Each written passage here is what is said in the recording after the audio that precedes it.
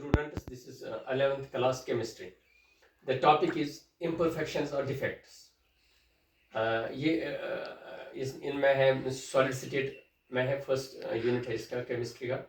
तो इसमें हमने पढ़ा है पहले क्रिस्टलाइन एंड एमॉर्फस सॉलिड्स, और आपको पता है कि जो क्रिस्टलाइन सॉलिड्स हैं उनको एक लॉन्ग रेंज ऑर्डर होता है। इसका मतलब ये हो गया जो पार्टिकल होते हैं वो रिपीट होते हैं, कोई पैटर्न उनका होता है। फॉर एग्जाम्पल ए है, बी है, फिर ए है, फिर बी है, फिर ए है, ये 3 डायमेंशंस में इस तरह से इनका ऑर्डर है। तो ये सिर्फ होता है क्रिस्टलाइन सॉलिड्स में। एमॉर्फस में कोई ऑर्डर नहीं होता, ये आपको पता है, पहले से पढ़ा हुआ है, ठीक है।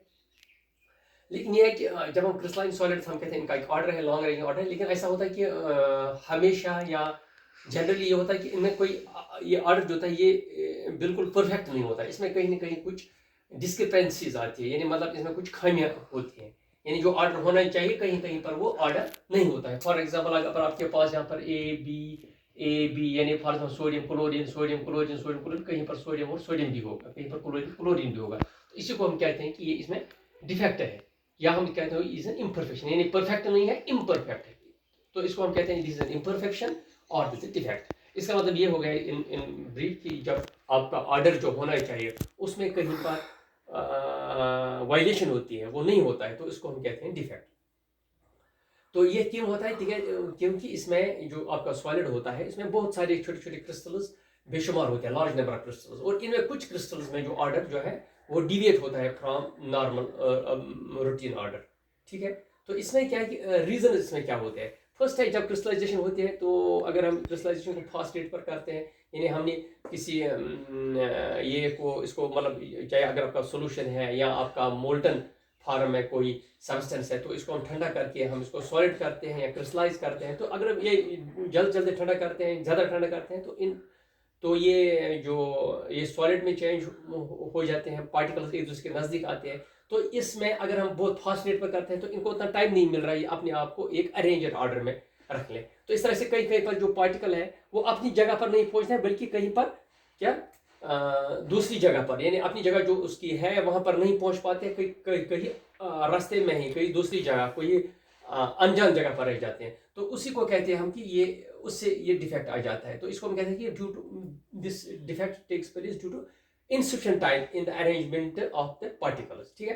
दूसरा ये है अगर आपके पास एक क्रिस्टल है ऑर्डर्ड है, लेकिन ये सराउंडिंग से भी हीट एब्जॉर्ब करके जो पार्टिकल्स हैं फिर अपनी पोजीशन चेंज करते हैं, क्योंकि जब इनको एनर्जी आ जाती है तो ये मूवमेंट करते हैं। जब मूवमेंट करते हैं तो इसमें इनकी पोजीशन जो है वो कहीं ऐसी जगह पर अटक जाते हैं जो इनकी पोजीशन नहीं होती है। और आपको पता है थर्मोडायनेमिक्स कहता है कि परफेक्ट ऑर्डर सिर्फ होता है जब आपके पास 0 केल्विन, वो हो गया -2073 डिग्री सेल्सियस, यानी उसी पर एक परफेक्ट ऑर्डर हो सकता है। बाकी इससे ऊपर जो टेम्परेचर है वहां पर आपके पास जो ऑर्डर है वो परफेक्टली नहीं होगा। जितना भी टेम्परेचर ऊपर होगा, ज्यादा होगा, उतना ये डिसऑर्डर होगा, ठीक है। तो यही डिपार्चर जो है, जो डिपार्चर है फ्रॉम एन ऑर्डर्ड अरेंजमेंट, हर एक सॉलिड जो है उसका एक अरेंजमेंट ऑफ पार्टिकल्स होता है।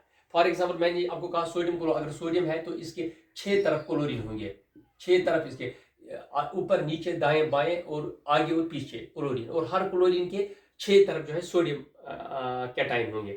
तो ये होता है इस तरह। कैल्शियम क्लोराइड के एक कैल्शियम 2 क्लोराइड, तो इसी के हिसाब से उसका अरेंजमेंट होता है।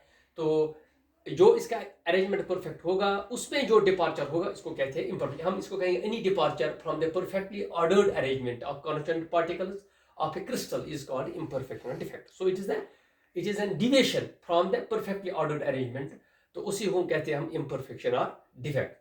तो ये इनके हम जो ब्रॉडली है 2 क्लास, ये 2 टाइप के हैं। ये एक है कि जब इंडिविजुअल पार्टिकल आपके क्या होंगे, मतलब जिसका सॉलिड बना होगा, ये या एटम्स होंगे या मॉलिक्यूल्स होंगे या आयन्स होंगे, ठीक है। तो जब ये एक एटम, कुछ एटम्स अपनी जगह से हट गए हैं और किसी दूसरी जगह पर है, तो इसको हम कहते हैं पॉइंट डिफेक्ट, क्योंकि ये पार्टिकल्स को हम कहते हैं लैटिस पॉइंट्स। अगर आपके पास एक ये है वो पार्टिकल्स का बना है, चाहे मॉलिक्यूल है चाहे एटम है, तो इनको हम कहते हैं यहाँ पर लैटिस पॉइंट्स। तो ये क्योंकि लैटिस पॉइंट्स अपनी जगह पर नहीं है, कुछ मतलब कुछ 10 20 कोई इधर कोई उधर अपनी जगह पर नहीं है, तो इसको हम कहते हैं पॉइंट डिफेक्ट, ठीक है। तो ये एक बड़ा क्लास है। इसके फिर जो इसके टाइप्स हैं, फर्दर टाइप जो इसकी क्लासिफिकेशन है वो हम नेक्स्ट वीडियो में पढ़ेंगे। फिर दूसरा जो है इसका कि आपके पूरे के पूरे रो, आपके पास ये पॉइंट्स का एक रो है, ये पूरा का पूरा रो जो है ये डिफरेंट है, ये जो होना चाहिए नहीं है दूसरा है, तो इस डिफेक्ट को हम कहते हैं लाइन डिफेक्ट. So this जो ये आपके पास imperfections है, defects है, these are mainly of two types. One is called the point defect, when individual atoms or molecules or ions are not at their proper places.